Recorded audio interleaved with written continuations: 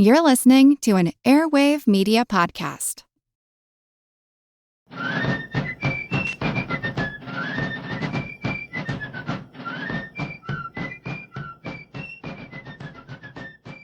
Hello, and thank you for joining the American Revolution.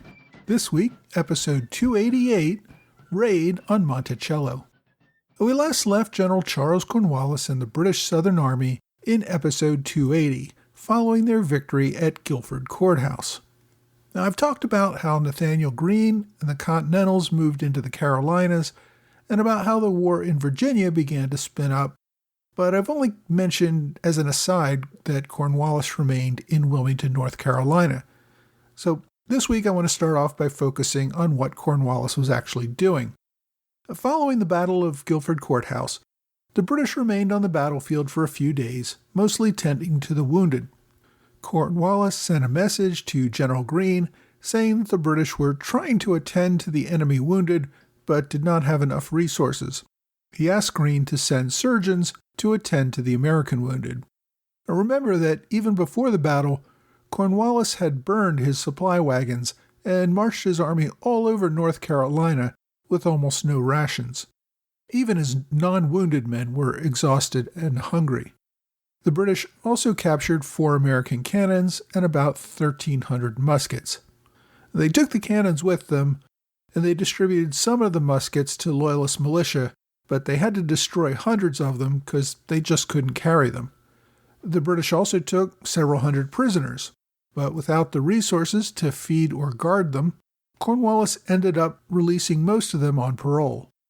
Cornwallis did manage to collect a few wagons and sent many of the British wounded back to Wilmington.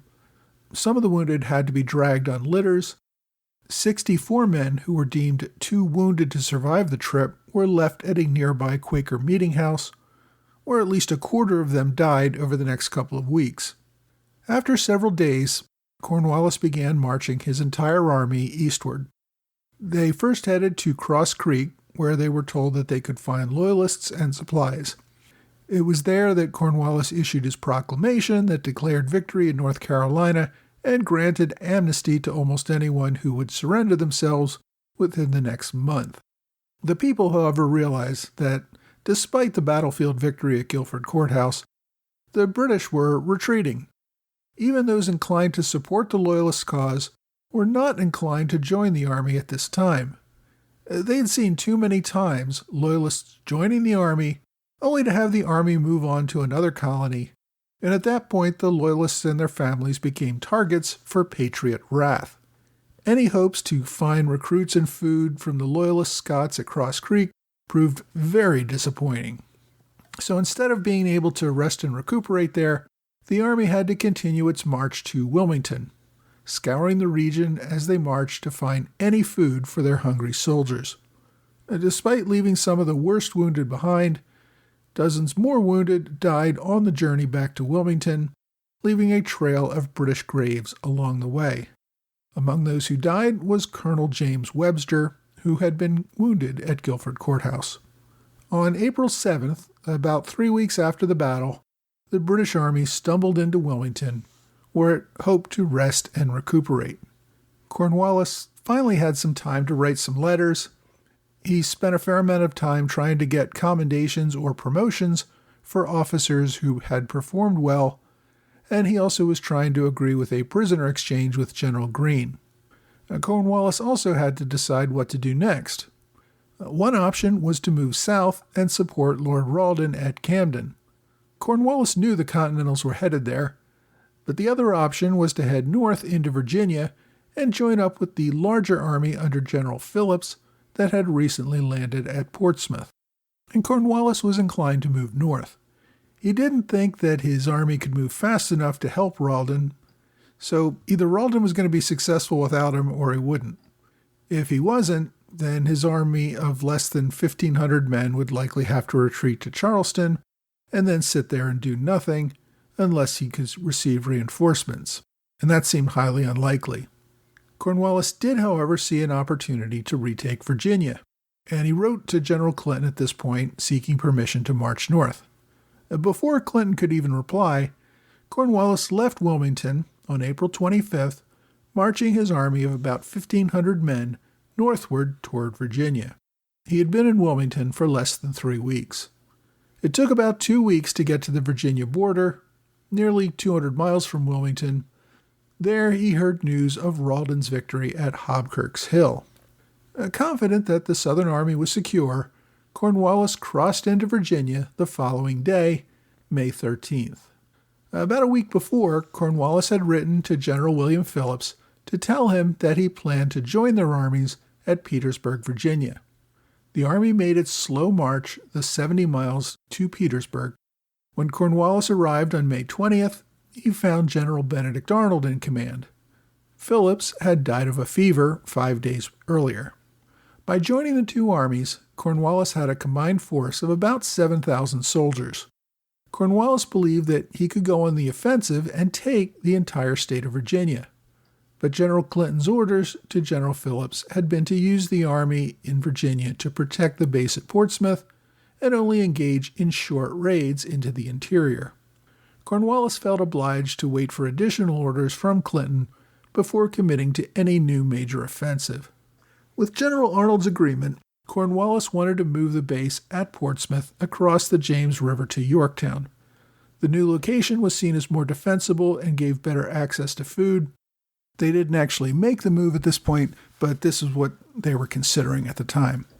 Cornwallis would also attempt to take Richmond and push out the smaller Continental army that was there under General Lafayette. So Cornwallis moved the bulk of his army back to the Bird Plantation at Westover, which the armies before him, under Arnold and Phillips, had used as a staging point to take Richmond. The city was just a few miles south of Richmond and was owned by a Loyalist widow. The Virginia legislators had already abandoned Richmond and agreed to meet further west in Charlottesville. In the end, the British taking Richmond proved to be a non-event. Hopelessly outnumbered, Lafayette withdrew his Continental Army of 1,000 men out of Richmond before the British arrived. Lafayette was still awaiting the arrival of 800 Continental reinforcements under the command of General Anthony Wayne. Even if those reinforcements arrived, the British army opposing them would be about 4 times their size. Lafayette took a page from General Greene's strategy. He would not take on the entire British army in a conclusive battle. He would stay close and use raids to harass the enemy, but focus on keeping his smaller army intact. The British, under Cornwallis, continued to pursue Lafayette, pretty much ignoring the capital and hoping to capture the Continental Army. Cornwallis hoped to make Lafayette, who he just called the boy in his letters, a British prisoner that he could send in chains back to New York. If Cornwallis could capture or destroy the small Continental force under Lafayette, Virginia would be completely defenseless. The Virginia militia, as I've said in earlier episodes, had already proven nearly useless. General von Steuben had collected about 1,000 militia, which he had managed to use to slow the British under General Phillips back in May, but aside from that, the bulk of the militia refused to turn out at all. Throughout the state, local communities were engaged in draft riots, refusing to serve in the Continental Army. The main reason Steuben had originally been in Virginia was to oversee the raising of these new recruits for the Continental Army, which they hoped to deploy south to General Greene during the fighting in the Carolinas. Local resistance to service in the Continental Army also seemed to carry over to service in militia duty. While many of the draft protesters said they would serve in the militia, but not as Continentals, when it came time to turn out for militia duty, they seemed quite reluctant. One of the reasons for this is that if you turned out for militia duty, they might say, well, guess what? Your unit is being drafted into the Continental Army, and you're there and you have nowhere to go. Virginians also in the West, who had felt that the eastern part of the state had never supported them when they were under attack by various Indian tribes, seemed to have no desire to support the eastern regions now that the British Army was occupying their land. The few militia that did turn out for duty often had no guns or ammunition, and they also demanded to return home promptly after 90 days, regardless of any immediate threat. By the beginning of June, Steuben had about 500 or 600 men under his command. Virginia had received a quota from Congress to provide more than 3,000 Continental recruits. but that was all Steuben was able to raise after months of effort. Many of these men were not armed, had no uniforms or shoes, and were in no condition to fight. Steuben's goal was still to take this new army and march it into the Carolinas and join up with Nathaniel Greene, despite the fact that the British Army was marching through Virginia. Steuben hoped that by marching off to join Greene in the Carolinas, he could get at least part of the British Army to follow him out of Virginia and back into the Carolinas. Before he could march anywhere, Steuben needed to equip his men. He marched for the Point of Fork Arsenal, which is along the James River where it merges with the Rivanna River, about 40 miles northwest of Richmond. Steuben had hoped to supply his small army from the arsenal there and also to protect those desperately needed supplies from the enemy. At the same time, General Cornwallis was also aware of the supply depot at Point of Fork and had deployed a Loyalist force under the command of Lieutenant Colonel John Graves Simcoe to destroy the supplies. Simcoe had deployed to Virginia from New York under General Arnold. Although Simcoe was a regular, he commanded a regiment of Loyalists known as the Queen's Rangers, made up primarily of New Yorkers. By this time, the regiment had dwindled to about 100 men. So to supplement the Rangers, Cornwallis also gave Simcoe the 71st Infantry of about 300 regulars. At Point of Fork, on June 3rd, Steuben learned from a local militia cavalryman that the enemy was approaching. He sent out scouts to get more details and deployed a force of 30 soldiers to slow any advance on his position. But the Queen's Rangers managed to kill or capture any scouts as well as the advance force, resulting in Steuben having no good intelligence on the enemy. By June 5th, Steuben saw the enemy setting up camp across the river from him. Steuben's force of Continentals actually outnumbered the enemy, but Simcoe deployed most of his forces along the river while setting up some tents and campfires in the woods behind his army. This gave the impression that Simcoe's force was only an advance guard ahead of the entire British Army under Cornwallis. Believing that to be the case, Steuben used rafts and canoes to move his army across the river that was behind his army in order to escape the British. The following morning, the British crossed into Point of Fork Arsenal to find it abandoned. Because it was abandoned in haste, the Continentals had left behind most of the guns and supplies that were held there, and these fell into the enemy's hands. Steuben marched his army to the south, still following his plan to join up with Greene's army in the Carolinas.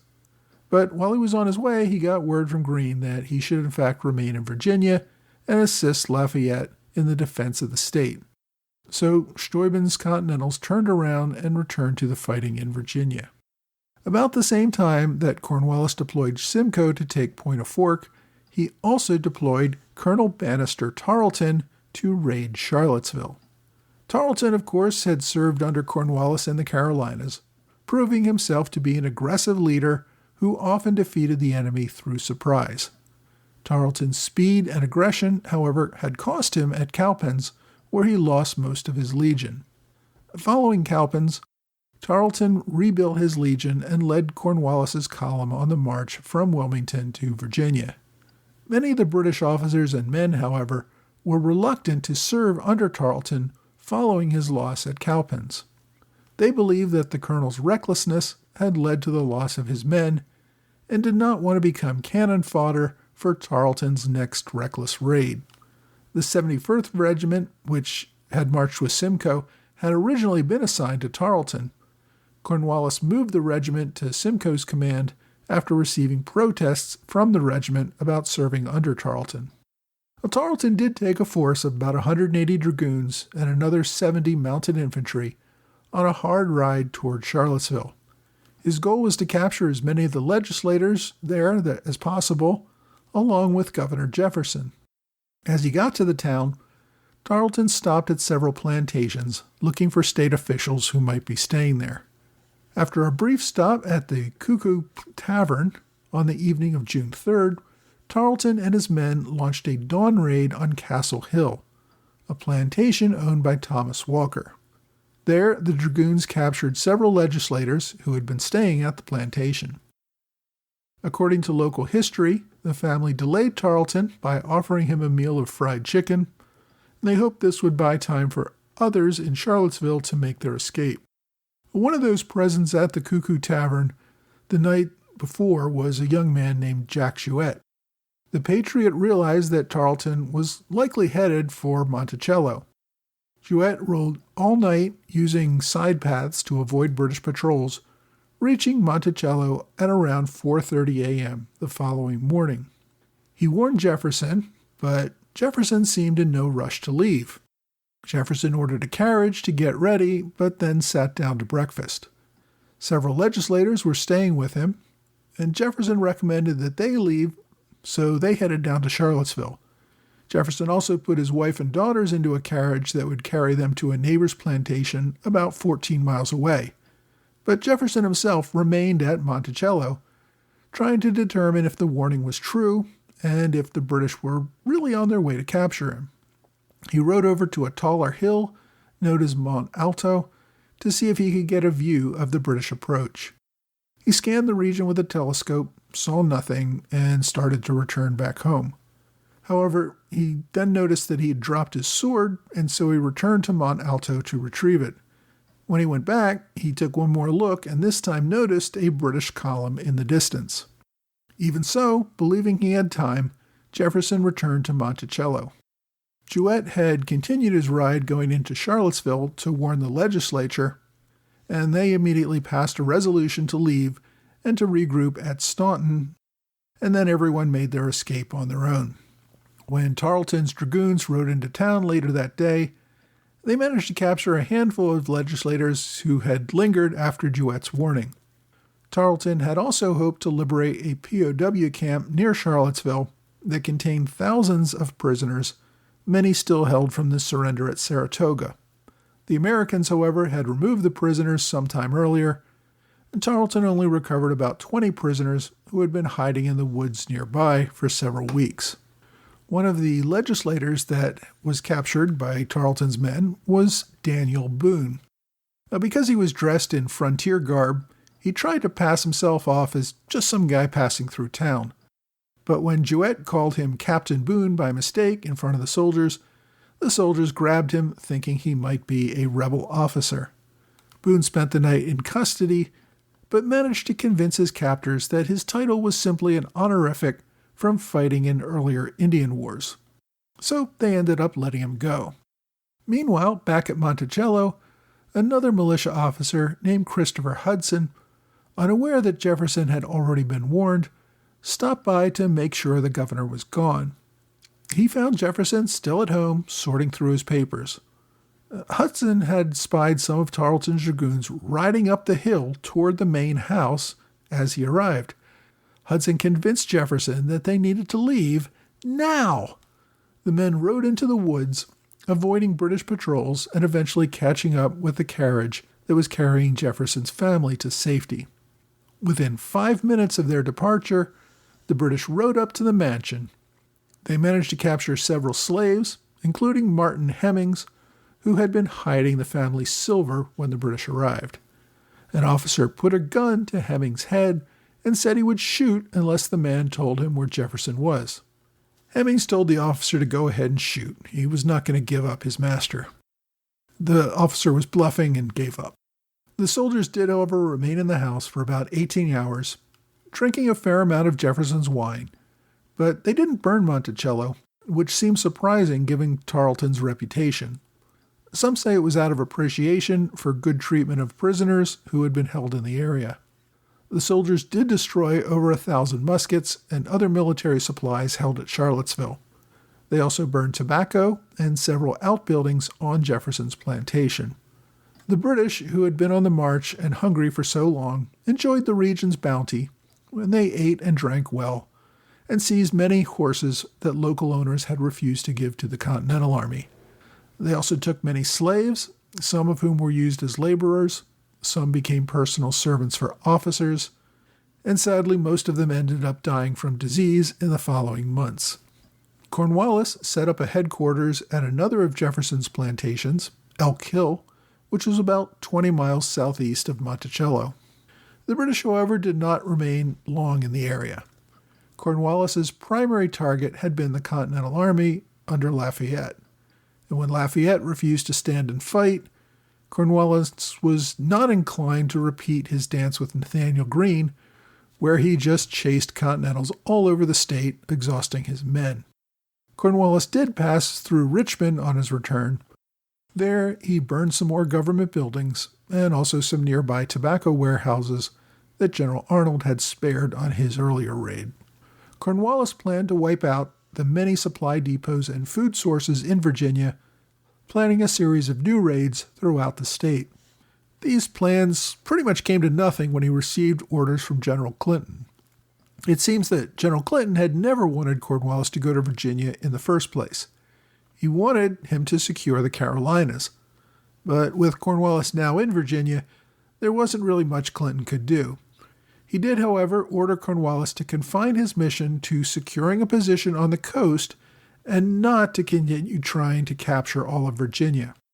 Clinton also ordered that Cornwallis send about half of his army back to New York. Clinton had intelligence that General Washington and Rochambeau were planning to attack New York City, and he needed all of his forces that he could muster to defend against that attack. With that, the British offensive in Virginia came to an end. Next week, although the British begin to pull back, the Americans continue the fight in Virginia at the Battle of Green Spring.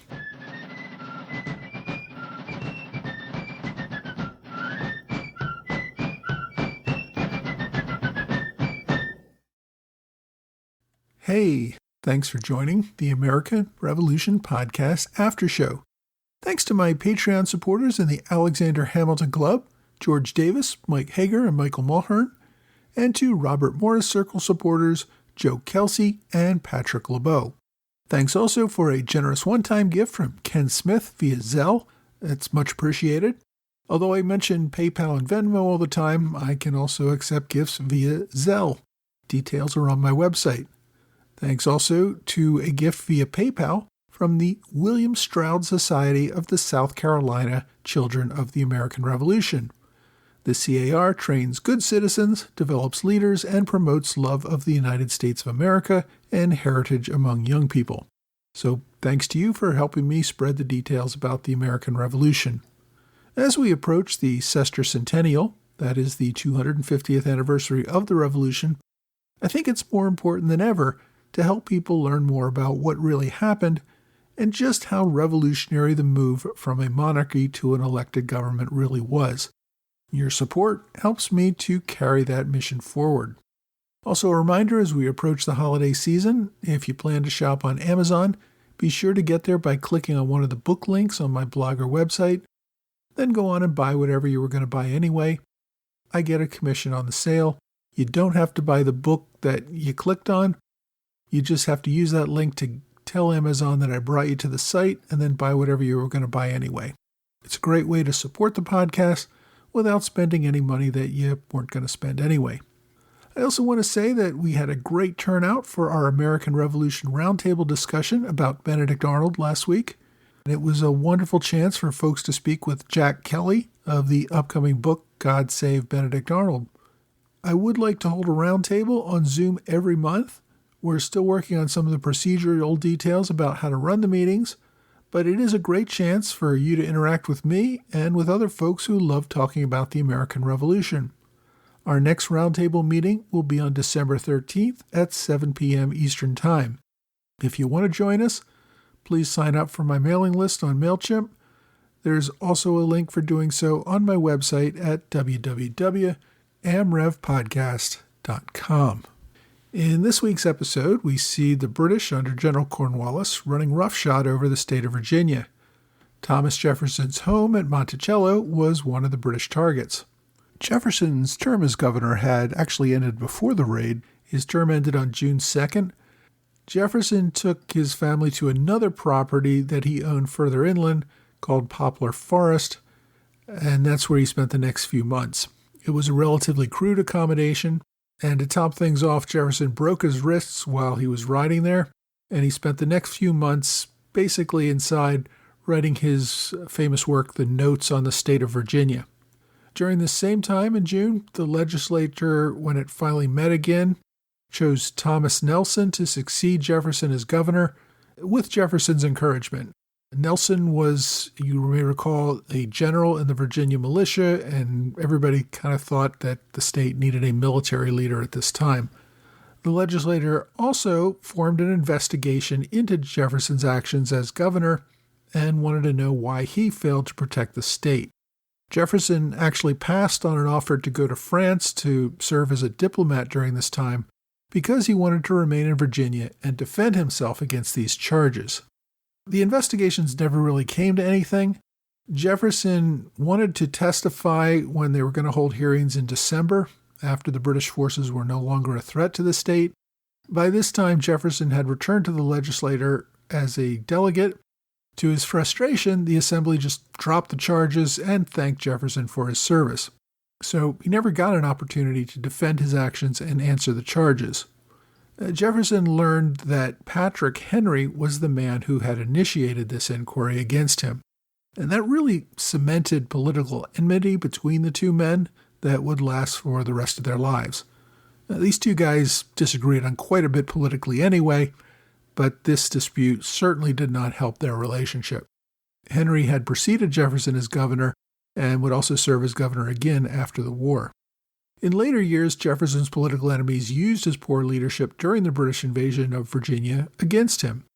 His opponents argued that he had proven to be a terrible chief executive and should not be allowed to become president. One interesting story that happened during this time, which I really didn't get a chance to mention in the main show, was the trial of a slave known only as Billy. In May 1781, Billy was tried for treason after he aided and abetted the British during their invasion. Although a court found him guilty, two of the judges in that trial dissented, arguing that as a slave, Billy was not a citizen and therefore could not be guilty of treason. He owed no allegiance to the state of Virginia. His owner, though, appealed the decision to the governor on those grounds by the dissent, and it appears that Billy was not executed, although he did remain enslaved. General Benedict Arnold returned to New York during this time. It's not exactly clear why. Some reported that he was sick. That seems to be a cover, though. He had been fighting to get a portion of seized property, and other British officers in the Army and Navy were really just sick of dealing with him. My book recommendation this week is Flight from Monticello, Thomas Jefferson at War, by Michael Cranish. This is a great book for coverage of an area that's ignored by most other books. The first part of the book looks at Virginia's role in the early war, and the rest of it really focuses on this brief period of invasion in 1780 and 81. I found the book very helpful for understanding this particular period of American history. The book was published in 2010.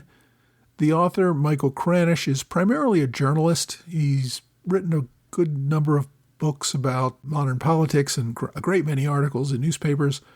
Cranish was also a fellow at Monticello for a time, which is probably when he wrote this book. If you want to read more about the events I covered today, get Flight from Monticello by Michael Cranish. My online recommendation is a more general one this week.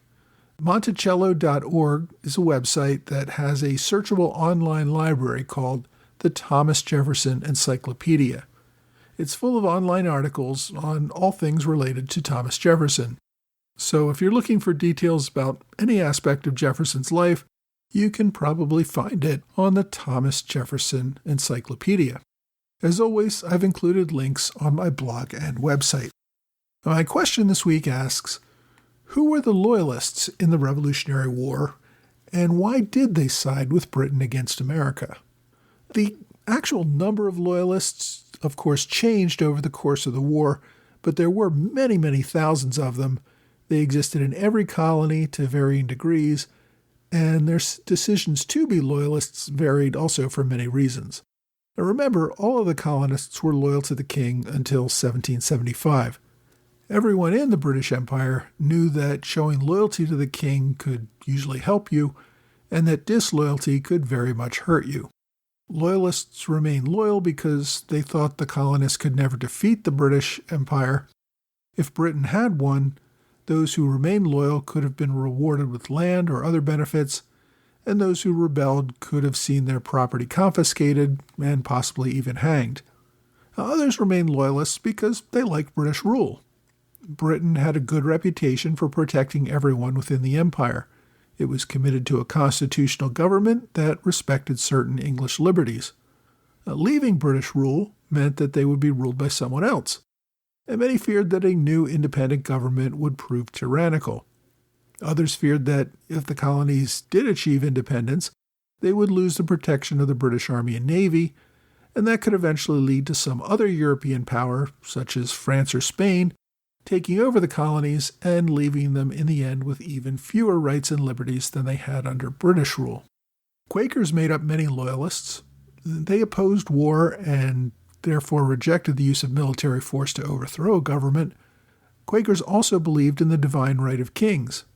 That is, if the king ruled, it was because God wanted him to rule, and to go against the king was to go against God's will. It was not up to us good and humble individuals to question or challenge the existing system. There were other loyalists who remained loyalists for other reasons. Many Native Americans often supported the king because they believed, correctly, that the British government was really the only thing keeping the colonists from taking more of their land. Some people who leaned loyalist at the war's outset changed during the course of the war. Many decided that the Patriots actually stood a good chance of winning, and therefore were willing to support it. Again, part of this was self-interest. If the Patriots did win the war, and you ended up backing the king, you could have your land confiscated and be expelled or executed. Many of the loyalists ended up leaving for Canada either during or after the war. Others went to Britain or other parts of the empire. Many others, though, particularly those who didn't take a very public stand, ended up accepting independence and becoming good Americans. If you have a question you'd like me to answer, please reach out to me either via email or on Twitter, Facebook, Quora, or Reddit. Well, that's all for this week. I hope you will join me again next week for another American Revolution podcast.